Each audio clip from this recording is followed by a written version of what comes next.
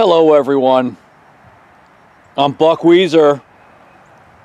Welcome to another video with Buck's Small Engine DIY on YouTube. We are putting the do into do-it-yourself. And I'm looking here today at a Craftsman LT2000, which was just given to me yesterday. And if you can look beneath this thick layer of dust that's covering it, you'll see we got a pretty nice tractor here. It really is in good shape. It's from 2005 or 2006, and I'm really happy to have it.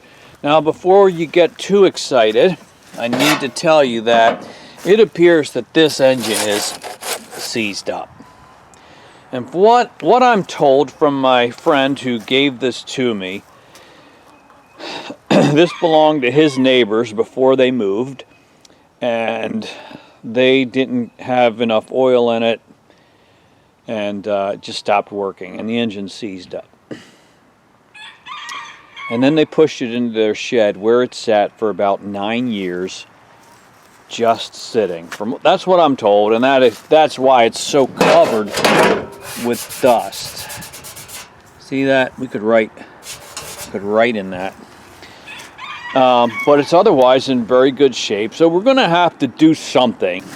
It's a KOHLER single-cylinder KOHLER carriage, and just take it apart a little bit and see what kind of damage it is. I don't see any cracks in the block, so maybe it's something that we can fix, or maybe we'll just need to go about replacing it. I don't really know. I'm not a big fan of these engines. The KOHLER carriage, they have that valve cover that absolutely positively always leaks. I have a solution for that, which I make my own gasket, but that one's leaked too. I don't know if that's contributed to the problem. Other than that, it looks fairly clean, as does this entire tractor. And I'm excited to give it a shot and see if maybe we can salvage it. Even if we replace the motor, the tractor's in really good shape. Build date, I don't know if you can see that, 05/05/2005. 05/05/05. Is that good luck or bad luck? I don't know, but it's memorable. Wheels look good, tires appear to hold air. And so, with that said, let's jump into it.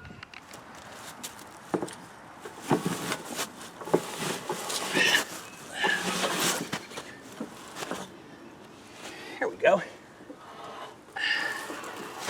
Not bad.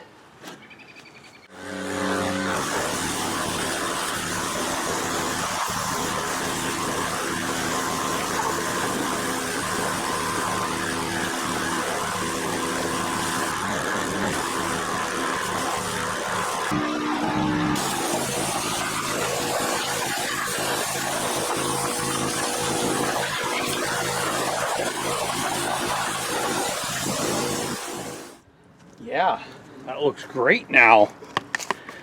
I don't know, it's wet and shiny, but you can see now that it's in great shape. Very little rust. The deck has a little bit of rust, but not much.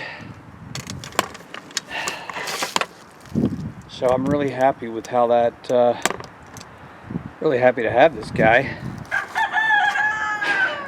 Now let's see about that engine. Not sure how old the battery is, but chances are it's going to be dead. So let's get rid of this guy.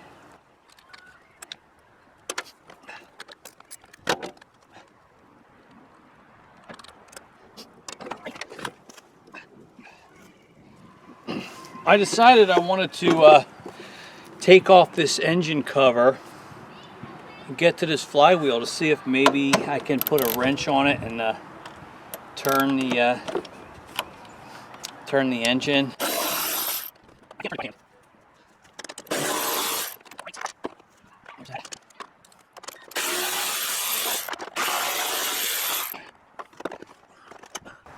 Oh boy, Fluffy built a nest in there.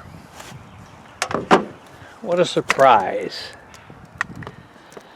What a surprise. I don't think that's the problem with the engine though. I think it's locked up.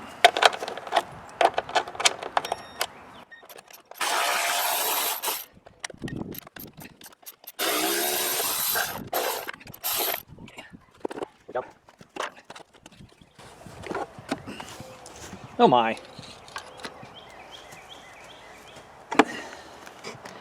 There's a nice nest.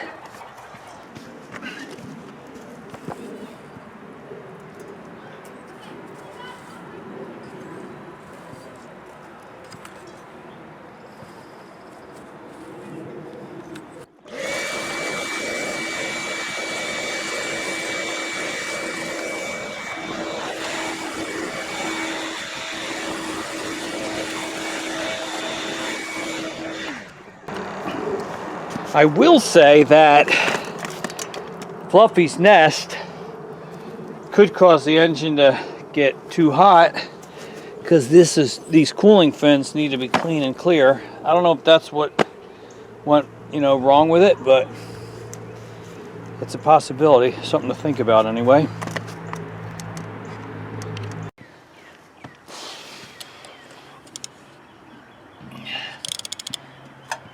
Oh boy.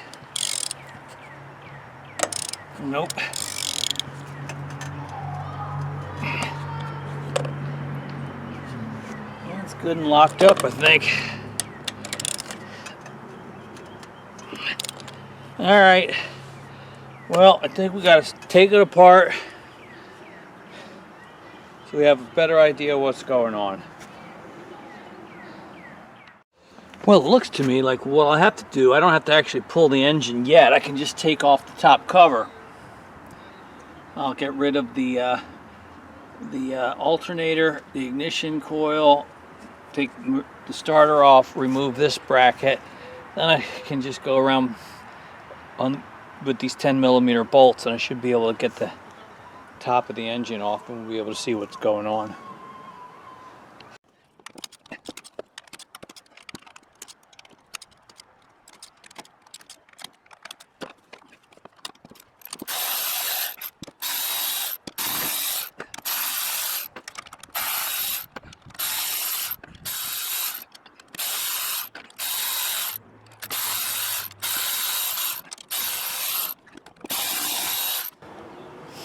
All right, I think that's all of them.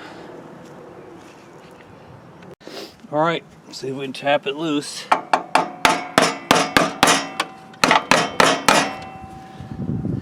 think so. Yep.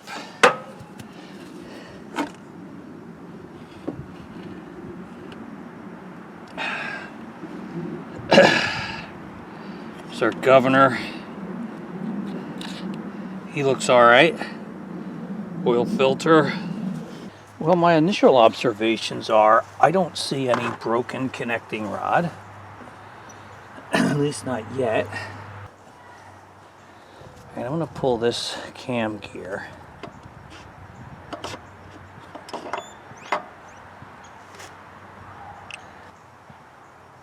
But the connecting rod seems okay. Piston's all the way up, top dead center.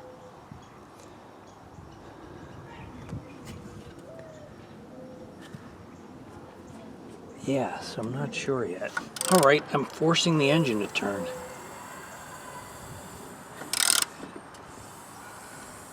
That's pretty darn tight.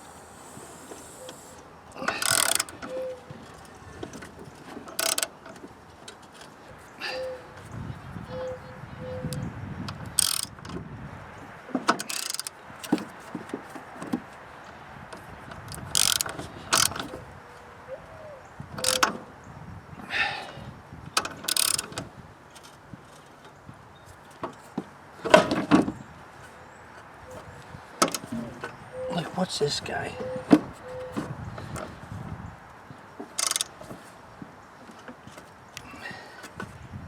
Guess he's held in place by that cover.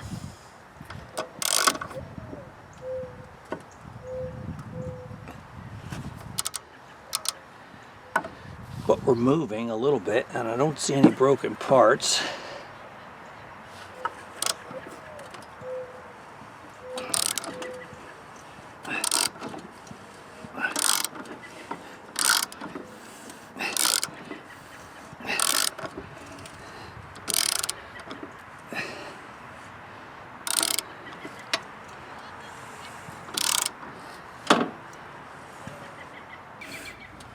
You know, it's spinning, but it's quite difficult.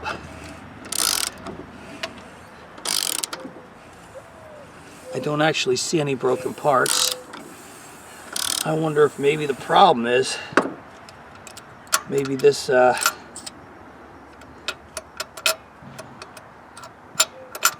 compression release is not working because it's really tight.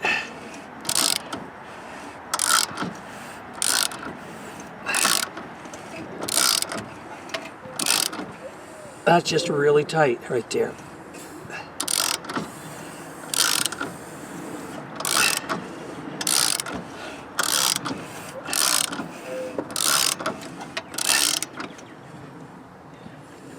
Right there. It's compression. I'm gonna pull that I'm gonna pull this gear, I think, and see if I can figure out how this compression relief mechanism works. Because if that's all it is, then I think we're gonna have a decent engine. But it's really tight right there, that's tight. And I hear the air hissing, so yeah, something.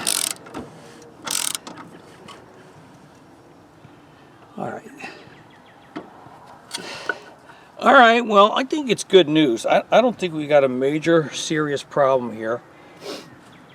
I think we might be able to solve this. All right, so it's the exhaust cam, and I'm playing around with the compression relief.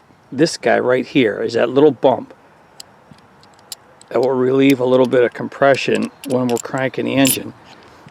And its centrifugal force should keep it open like that once the engine's running, if you can see that. But sometimes this is stuck for some reason and is not, I don't know. So I'm not sure if this is working right or not.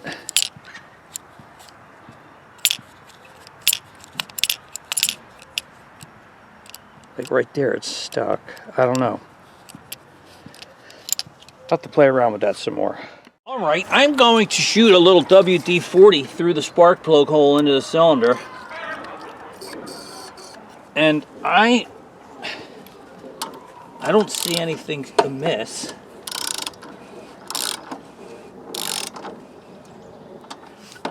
And I'm wondering if maybe Fluffy's nest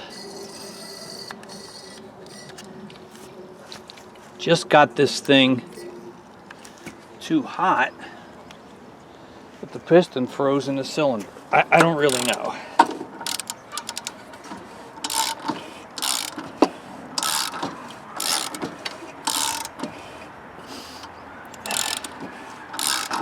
Feels to be moving a little bit easier now. I think our compression release mechanism is working okay. I'm not entirely sure. It's moving freely.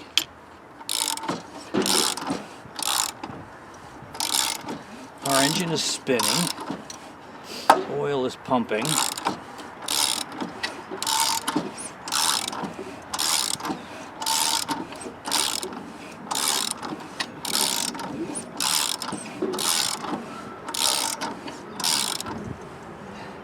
Of course, I have the spark plug out, so we're not, we're not fighting against any compression. So maybe I just spin this engine for a little bit, loosen things up. We can give it another try. But for now, I'm not quite ready to condemn this motor because I don't see anything amiss quite yet. Probably need to pull the valve cover and take a look at those too, but I think I'm about done for today. So we'll pick up with this again later.